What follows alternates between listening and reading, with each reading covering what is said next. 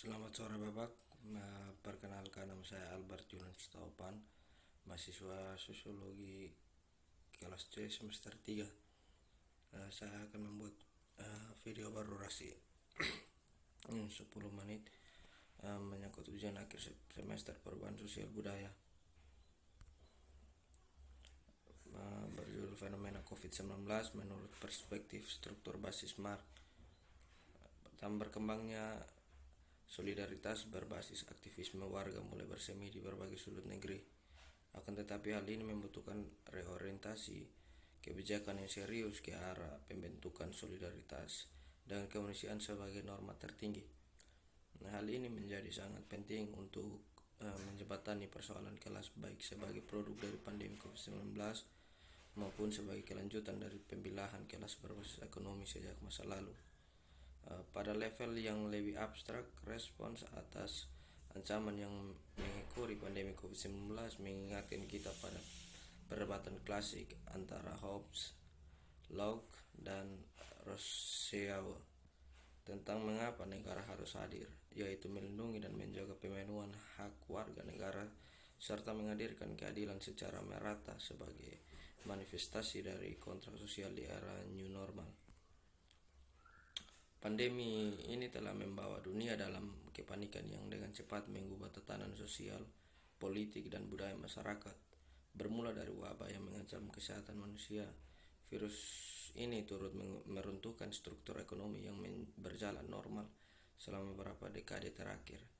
Situasi yang berbeda dialami oleh masyarakat dengan ekonomi menengah bawah yang tidak bisa menikmati kemewahan dan tabungan yang dimiliki cenderung kecil atau bahkan tidak memiliki tabungan sama sekali.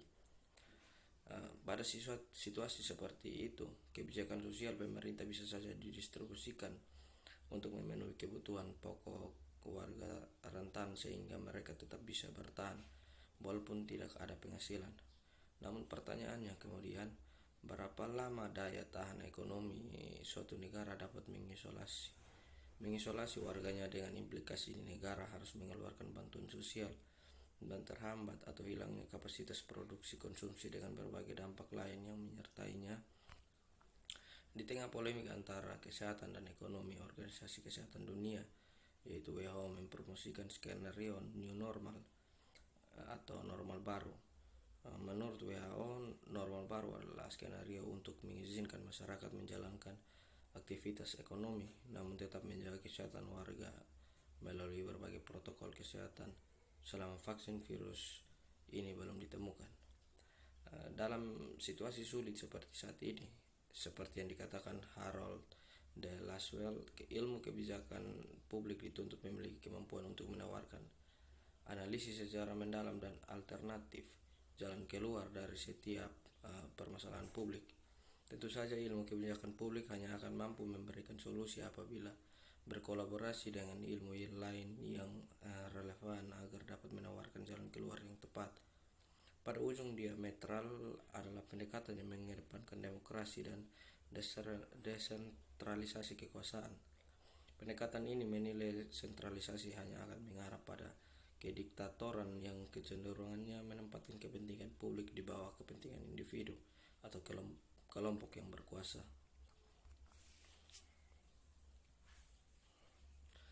Melalui berjalannya demokrasi dan desentralisasi, maka diklaim bahwa kebijakan yang dijalankan akan dapat mengakomodasi permasalahan dan kebutuhan yang berbeda dari masing-masing daerah.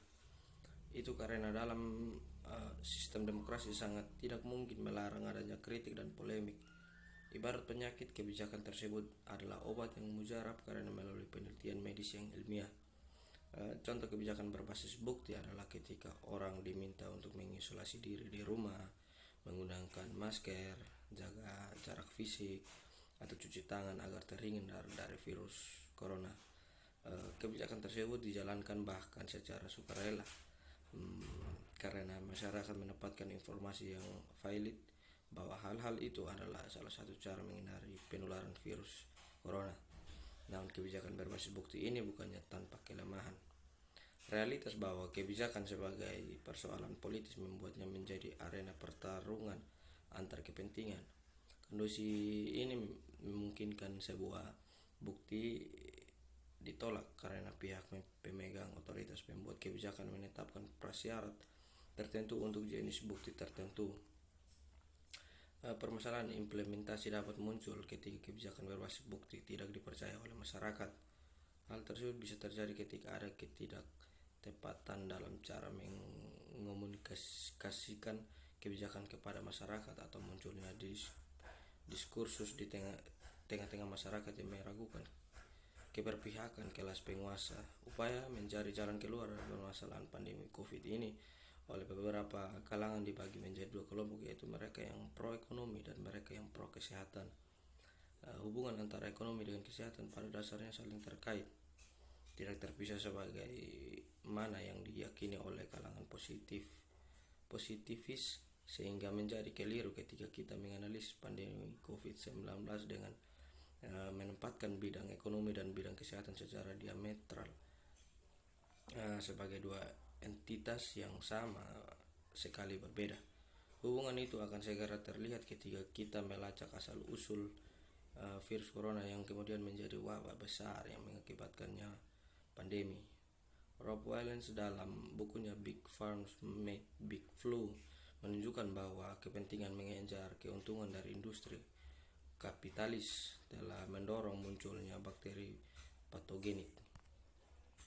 Bakteri-bakteri berbahaya bagi manusia tadinya berparasit pada hewan liar dan tidak membahayakan manusia karena jauh dari jangkauan.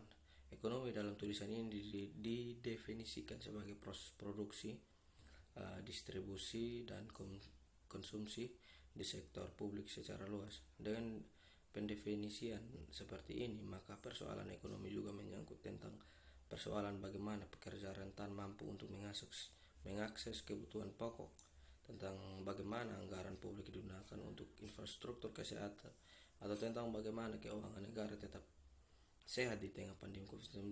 Penempatan ekonomi sebagai pasar pada kenyataannya tidak mampu untuk mengatasi pandemi COVID-19 karena dengan doktrin tentang efisiensi dan maksimalisasi keuntungan justru akan membuat penanganan pandemi ini akan seperti bola liar yang cenderung mengorbankan warga negara dengan tingkat ekonomi menengah ke bawah. Persoalan ekonomi dan kesehatan publik ini pada dasarnya adalah persoalan politis.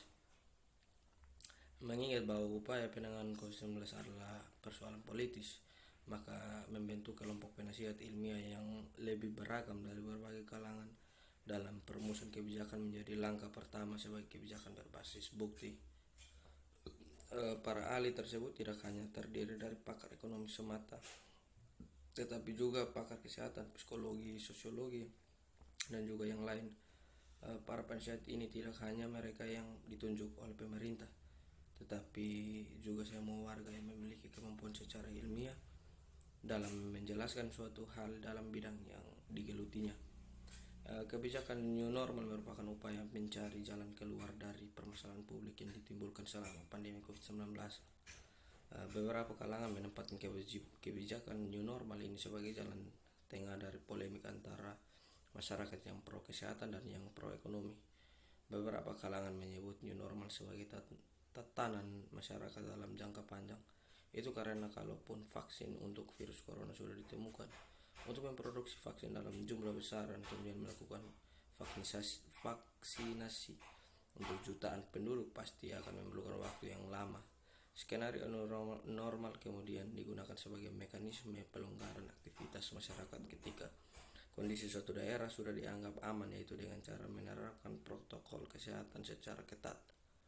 Namun apabila terjadi peningkatan kasus positif COVID-19, maka pelonggaran semakin dikurangi hingga taraf tertentu, bahkan bisa saja dilakukan kebijakan lockdown kembali.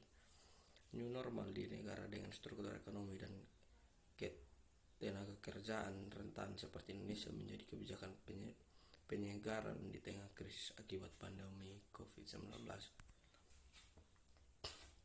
New normal pada konteks ini ditempatkan sebagai kebijakan alternatif sembari menunggu vaksin untuk mengatasi virus corona. Walaupun pada beberapa kasus di Indonesia, beberapa daerah yang sebenarnya belum layak menjalankan new normal karena masih belum mampu mengontrol penyebaran virus corona. Akan tetapi menjalankan kebijakan new normal. Oleh karenanya kebijakan new normal perlu dilakukan secara ketat dan terus dilakukan monitor tentang kelayakan penjalanan skenario new normal pada daerah tertentu, sehingga penyesuaian kebijakan segera dapat dilakukan jika terjadi peningkatan penyebaran wabah COVID-19. Hal ini menjadi bahan evaluasi penting agar kedepannya tatanan new normal dapat menyelamatkan banyak orang dari permasalahan ekonomi dan kesehatan, bukannya justru menjadi tatanan yang semakin memperparah krisis kesehatan yang dampaknya dapat berefek ke krisis ekonomi secara luas. Terima kasih, baik mungkin hanya itu yang bisa saya jelaskan. Selamat sore.